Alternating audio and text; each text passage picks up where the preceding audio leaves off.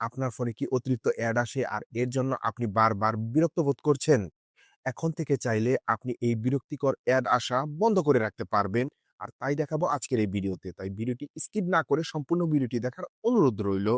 তো চলুন জেনে নেই কিভাবে এই বিরক্তিকর অ্যাড আসা বন্ধ করবেন। তার জন্য আমি আমার মোবাইল স্ক্রিনে এসে চলে যাব সেটিংসে। সেটিংস আসার পর একটু নিচের দিকে স্ক্রল করলে দেখতে পাবেন গুগল নামে একটি অপশন দেয়া আছে। সো আমি এই গুগল অপশনে একটি ক্লিক করব। ক্লিক করার পর অল সার্ভিসেস এই অপশনটিতে চলে যাব। এরপর প্রাইভেসি অ্যান্ড সিকিউরিটির মধ্যে অ্যাডস নামে একটি অপশন দেখতে পাবেন। সো আমি অ্যাড অপশনে চলে যাব।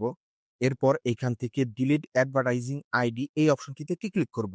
সো ক্লিক করার পর আবার ডিলিট অ্যাডভার্টাইজিং আইডি এই অপশনটিতে একটি ক্লিক করে আমাদের আইডিটিকে আমরা ডিলিট করে দিব।